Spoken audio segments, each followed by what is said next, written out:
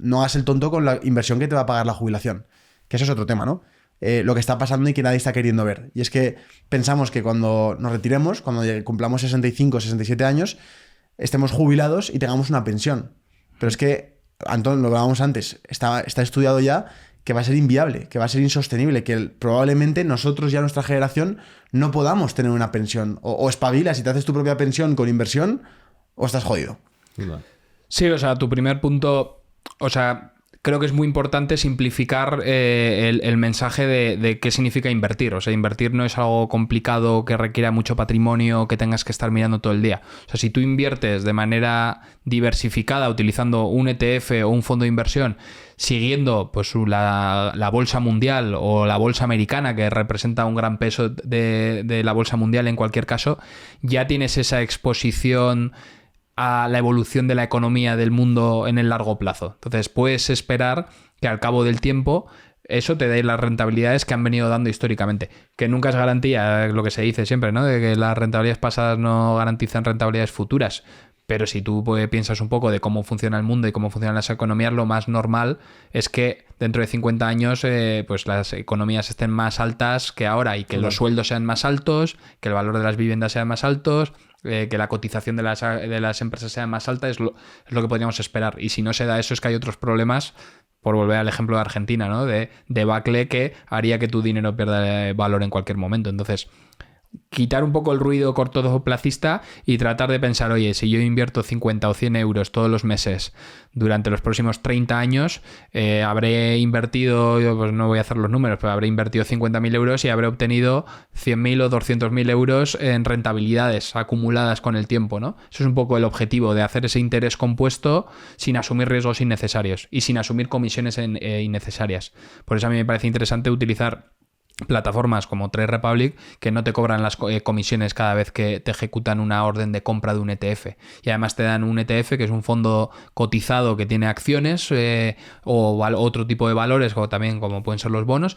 Te lo permiten invertir de manera diversificada y tienen comisiones muy, muy, muy bajas. O sea, hay ETFs del SP500, el índice americano, que están por debajo del 0,10% anual. O sea, si tú ves los fondos de inversión tradicionales que se han vendido en España, estamos hablando de comisiones por encima del 2%. O sea, parece lo mismo que la inflación, que un año no importa, pero si tú estás invirtiendo a 20, 30, 40 años vista, porque estás invirtiendo para tu jubilación, pagar un 2% de comisión, pues hace que tu patrimonio se vea reducido significativamente. Estamos hablando de que tu capacidad de acumular dinero durante ese periodo se ha visto mermada a la mitad. ¿Por qué? Porque estás pagando 2% todos los años, que te arrastra. Total, 2% durante 40 años, 2%. Total. Parece poco porque no lo ves, no sale de tu cuenta corriente, sale del valor del fondo, pero hace que la acumulación de patrimonio sea la mitad. Entonces hay que tener muy cuidado con las comisiones, del mismo modo que hay que tener cuidado con la inversión. Y enlazándolo con por qué la gente debería ahorrar e invertir ese ahorro para su jubilación. Al final, las pensiones públicas es algo que para lo que todos cotizamos y lo que luego podemos esperar cuando nos jubilemos, ¿no? Y va a haber pensiones públicas cuando las generaciones más jóvenes, hago así, pero yo tengo 35 años. Estás dentro. Estoy dentro de las generaciones. Yo esperaré una pensión pública, obviamente, porque estoy cotizando para ello. El tema es cuánto de cuantiosa va a ser. Es decir, ¿va a ser una pensión pública que a mí me permita vivir de manera desholgada, poder cuidar de mi familia y no tener ninguna preocupación? Yo creo que no. O sea, con cómo pintan las cosas, por la inflación, por el coste de la vida, por la capacidad del Estado de seguir aumentando el valor de las pensiones a lo largo del tiempo, yo creo que no. ¿Por qué? Por lo que hablábamos antes, Sergio. O sea, al final, si tú miras los datos en España de la gente que va a cumplir 67 años, está empezando a jubilarse el baby boom. Entonces, en los próximos 20 años se van a jubilar o cumplir 67 años, porque bueno, hay gente que no se jubila, pero se van a empezar a jubilar cada vez más españoles. Creo que en 2024 iban a ser alrededor de 500.000 españoles. Y este número va a ir subiendo durante los próximos... Este número anual va a ir subiendo durante los próximos 20 años hasta 700 y pico mil. Entonces, tenemos a todo el baby boom que va a empezar a cumplir 67 años y se va a incorporar a los pensionistas. Esto hace que las pensiones, el coste en términos reales, ¿qué significa en términos reales? Que no tenemos en cuenta la inflación. O sea, solo el coste sin tener en cuenta que las pensiones se ajustan a la inflación. Que eso es una promesa del gobierno que tenemos de que pues, las pensiones, si la inflación es del 3%, las pensiones suben el 3%. Sin tener en cuenta la inflación o lo que van a aumentar de valor por la promesa del gobierno, ya esto te supone un 40% más de coste. Dentro de 20 años habrá un 40% más de coste por toda la gente que se ha incorporado a los pensionistas. Además, el baby boom, que ha vivido la etapa pues, más próspera de España, han sido los trabajadores con mayor productividad de las generaciones que tenemos. ¿Esto qué quiere decir? Que tienen derecho a las pensiones más altas, porque han tenido una productividad alta que se ha traducido en sueldos más elevados que las generaciones anteriores, entonces les corresponden pensiones en términos reales más altas. ¿Qué quiere decir? Pues que si tu abuelo tenía derecho a una pensión de 1.500, pues ahora tu padre tiene una pensión en términos reales otra vez, o sea, sin tener en cuenta de 2.500, porque trabajó con mayor productividad. Esto suma otro 40% de incremento del gasto. Hasta 2044 se habrá incrementado entre lo primero y lo segundo ya un 80%. Y el segundo punto es que la esperanza de vida de estas generaciones aumenta. Entonces, ha seguido aumentando. Entonces, se prevé que si la recepción de pensiones media está en torno a 23 años, si no me equivoco, creo que en estas generaciones en 20 años va a subir hasta casi 27 años. O sea, van a cobrar 4 añitos más de pensión, que es también pues un gasto más, ¿no? O sea, antes pagabas... ¿Qué es lo que ha pasado un poco con el problema de las pensiones? Que estaban diseñadas cuando cotizaba el 100% de la gente, solo la cobraba el 50% porque los demás se habían muerto antes de poder cobrarlas, y los que la cobraban, pues la cobraban durante pocos años, pues porque la esperanza de vida era baja, ¿no? Entonces, oye, si la cobrabas con 60 o 65 años y pues fallecías con 70 o 72, pues la habías cobrado un periodo corto. Ahora si vives hasta los 95 o 100... Como tú tienes la promesa de renta vitalicia del Estado, es decir, tú el día que te jubilas, el Estado te tiene que pagar tu pensión lo que tú vivas. O sea, y si aguantas hasta los 130 años, pues te tienen que pagar la pensión todos los meses. Entonces es una promesa vitalicia. Entonces, si la esperanza de vida sube el gasto. Por eso se están elevando también un poco las edades de jubilación. Porque es la nueva realidad de decir, oye, es que la gente vive mucho más. Entonces, pues igual tienen que trabajar un periodo un poco más largo porque luego van a cobrar la pensión más tiempo. Entonces, esto te suma un 10% más de gasto solo en 20 años. ¿Qué quiere decir esto? Estamos jodidos. Que para 2044 las pensiones públicas van a costar un 90% más en términos reales de lo que cuestan hoy. Si lo ponemos en el contexto del principio de la charla, ¿no? Ya estamos en un país extremadamente endeudado. ¿De dónde va a salir este aumento del gasto? Pues tienes 3 opciones, ¿no? Que discutíamos antes. Endeudarte un poquito más. Más. Un poquito más, sí. Aumentar los impuestos. O destinar impuestos que ahora se dedican a otras cosas a las pensiones. Los mecanismos así muy resumidos que tiene el Estado, ¿no? Para hacer frente a este incremento del gasto. Entonces, si destinas dinero de otras partidas, pues estás quitándolo de educación, de vivienda pública, de emprendimiento, etcétera, lo tendrás que quitar de ahí. Y si tú ves... Joder, es que había un estudio y unas noticias que se hicieron que decían, oye, el aumento de ingresos del Estado en los últimos años, ¿en qué se ha repartido? Y veías que la principal partida a la que se había destinado el aumento de ingresos del Estado se había dedicado a pensiones públicas. Y la segunda partida de ese dinero que más se había utilizado era en sanidad pública, que está relacionada con el envejecimiento también.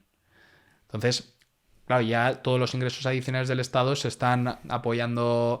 se están destinando pues al envejecimiento de la población. Entonces, es posible que se destinen más impuestos de los de ahora, o no tengo ni idea, yo tampoco soy el gobierno, pero es lo lógico, ¿no? O que se aumente la recaudación de impuestos.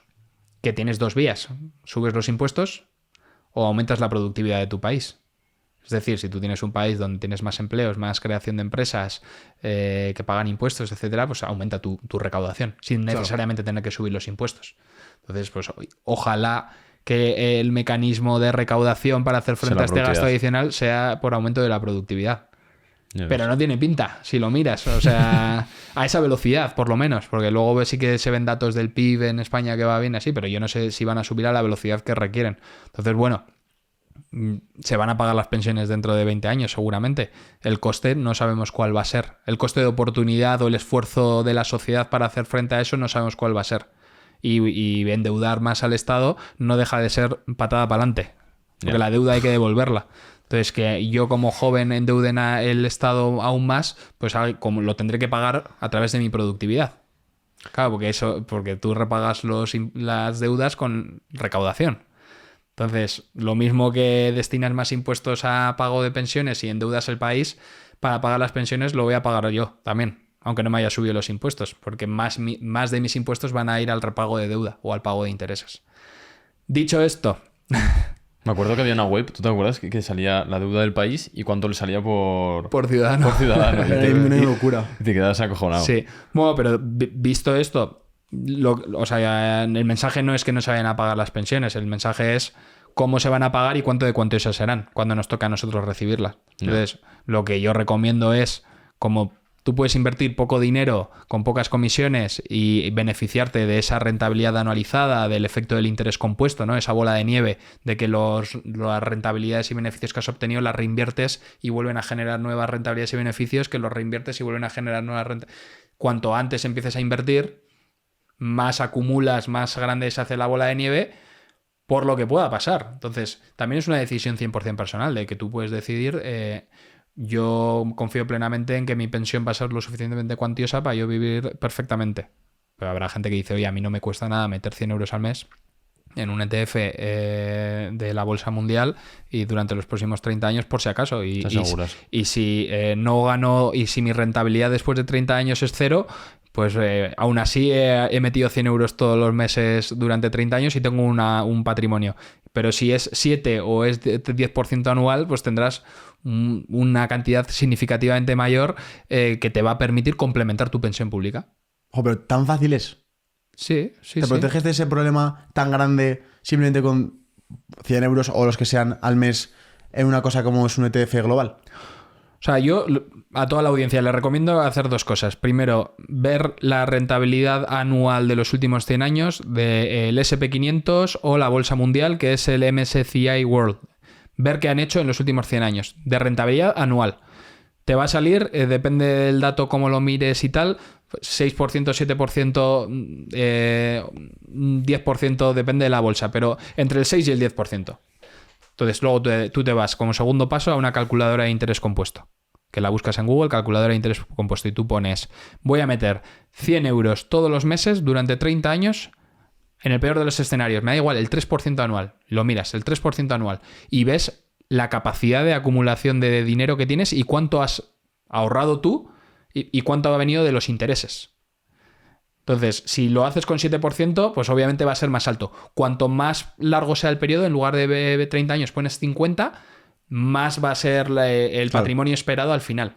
Entonces, si tú confías que la bolsa lo va a hacer igual de bien que lo ha hecho en los últimos 100 años, porque es como funciona el mundo, pues puedes esperar eso mismo.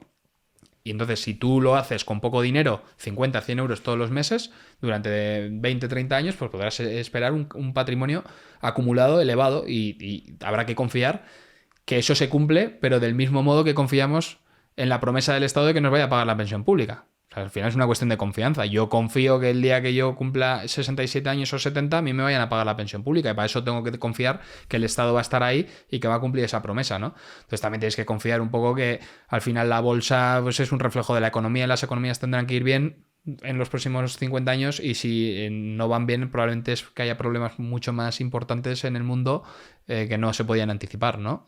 Entonces es un poco una cuestión de confiar en lo que ha pasado y lo que debería pasar. Pero es la misma confianza que depositamos en el Estado de que se vaya a pagar. Entonces, si miras las rentabilidades de los últimos 100 años de la bolsa, metes en la calculadora, puedes hacerte una estimación de cuánto dinero crees que puedes tener acumulado el día que te jubiles.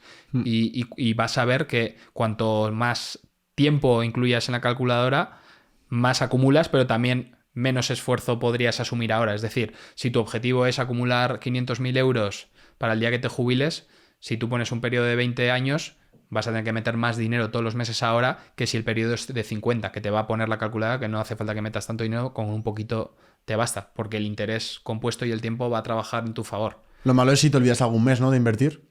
No, no pasa nada.